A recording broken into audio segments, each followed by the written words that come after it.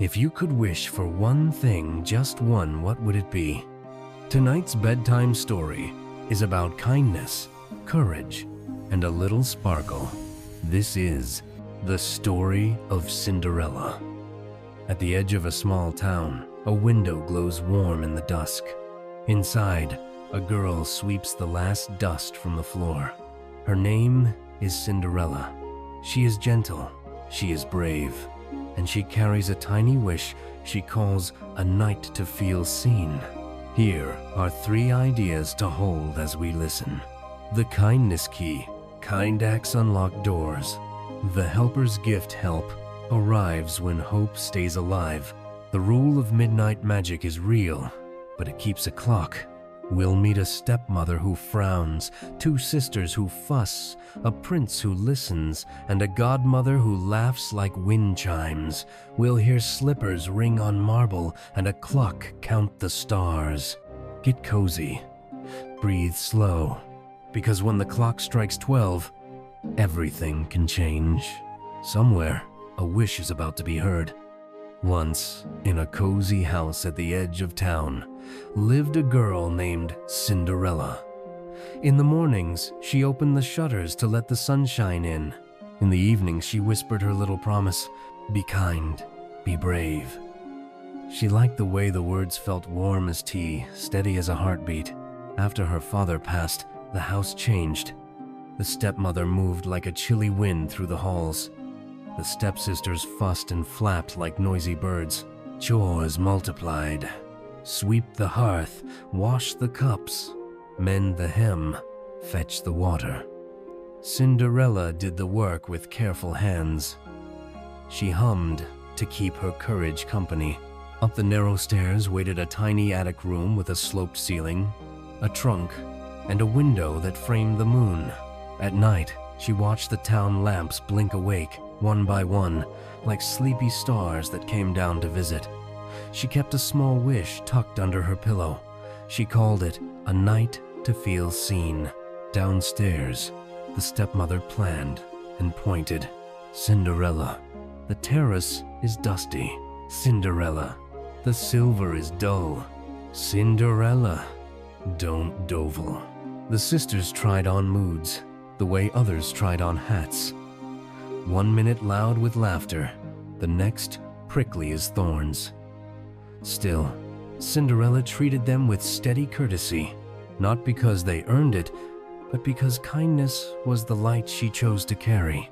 Her best listeners were the mice and the sparrows. The mice hauled crumbs like brave sailors. The sparrows brought threads like tiny gifts. When she finished the day's work, they gathered at the attic window to share the breeze. Someday, Cinderella would tell them softly, I will dance in a room full of light, and someone will see me, truly see me. On a certain afternoon, the town square rustled with whispers. A poster went up. A drummer tapped. A trumpet polished its first golden note. Something was coming. Something grand enough to make even the stepmother stand taller and the stepsisters hover in the doorway, curious. Cinderella paused with her hands in the wash basin and listened. Whatever it was, it sounded a little like a door unlocking. Cinderella greets the day with a smile and a whisper. Be kind. Be brave. She ties her apron and begins her chores. Cinderella, scrub the terrace, calls the stepmother. Cinderella, polish the silver. Sing the stepsisters. She nods and does each task 1, then 2, then 3 until her arms ache. Little mice scurry to tug the heavy rag. Sparrows lift a ribbon from the floor. Thank you, little friends, she says, and she means it. By noon, the floors gleam like still water. The windows shine. But the pile of work grows again, like waves returning to the shore. A royal messenger rides through town. Hear ye, every maiden is invited to the royal ball tonight. Cinderella's heart lifts. Every maiden means me. She climbs to the attic and opens a small trunk. Inside sleeps her mother's old dress, faded but stitched with love. She freshens the hem, smooths the sleeves, and with the bird's help, ties a simple bow. Downstairs, the stepsisters spin and argue over ribbons. This one is mine. No, mine. Their laughter pokes like nettles. Cinderella steps into the room, shy but hopeful. I'm ready. The sisters freeze, their eyes narrow. That ribbon ours, and those beads ours. Grabbing and pulling, they tear the bow, then the sleeve. Threads snap. The dress rips. Cinderella stands very still. Her breath is small. The dress her mother's hangs in loose, broken pieces. The carriage for her stepfamily rattles away. The door slams. The house is quiet. Cinderella walks into the night garden. Moonlight paints the leaves silver. She sits by a sleeping pumpkin and finally lets herself cry. It's no use, she whispers. No use at all. A soft breeze answers warm, like a hug. And then the air begins to glow. From between the rose bushes steps a woman with kind eyes and a smile like sunrise. She carries a willow wand that hums like a singing bowl.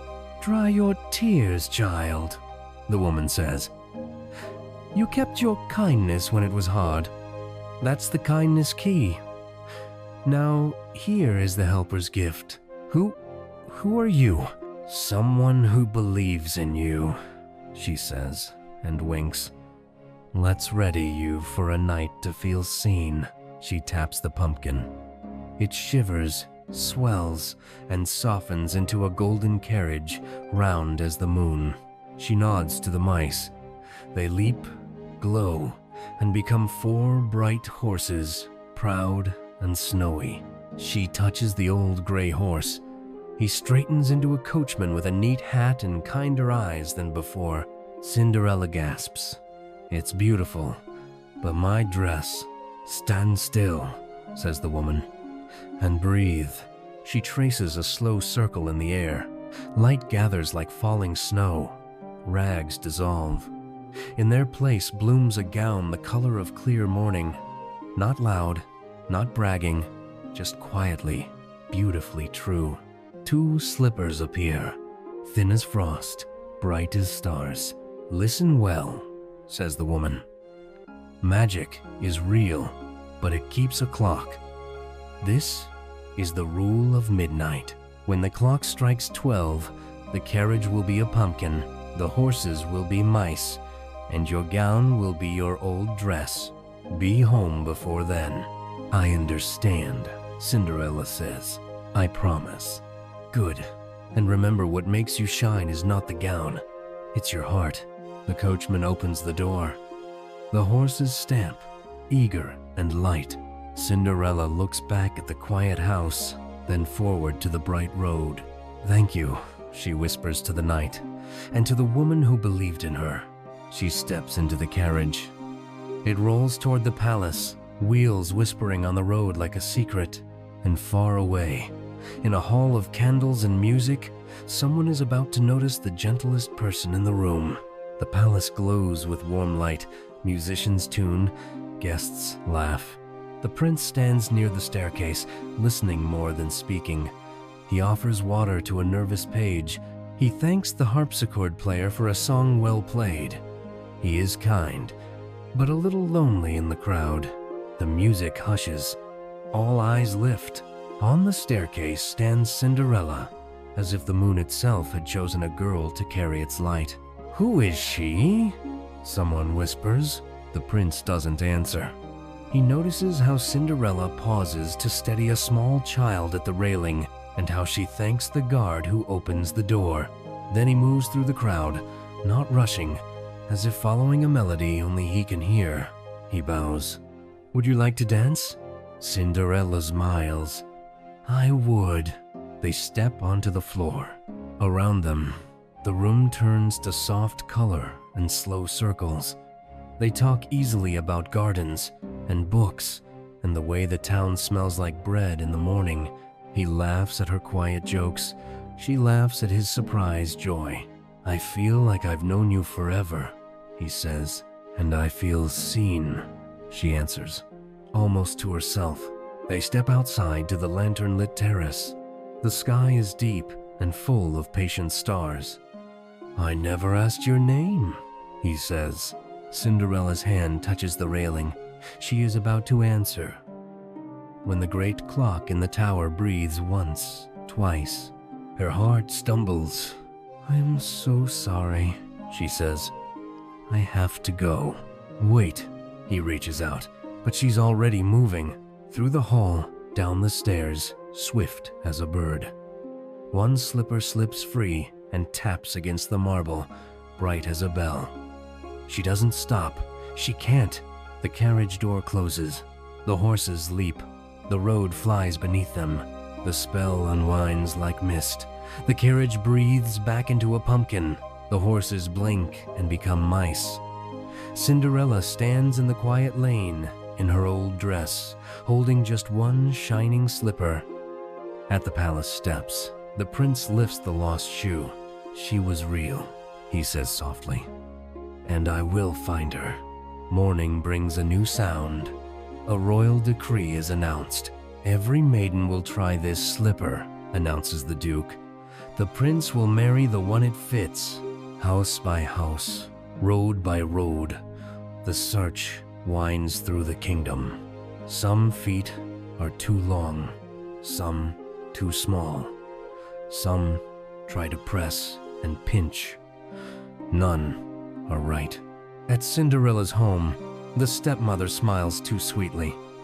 "Only my daughters live here, no one else." Upstairs, a key turns slowly. Loyal friends slide it under the door. Cinderella kneels, unlocks it, and runs down the steps. "Wait," she calls. "May I try?" The duke sighs. "My orders are every maiden." Cinderella sits. The slipper slips from the duke's hands and breaks into bright rain on the floor. "Oh dear," says the stepmother. "What a shame." Cinderella's eyes shine, calm as morning. "It's all right," she says, and from her pocket lifts the matching slipper, the one she carried home from the palace. Gasps fill the room. She slides it on. It fits like a memory. The door bursts open. The prince himself steps in, travel-worn and hopeful. "It's you," he says. "And you," she answers. They marry with laughter and promise kindness every day. Cinderella forgives because peace feels lighter than anger. They live in a warm, bright home together. Remember, be kind, be brave, be on time, and sleep comes easily when the heart is gentle.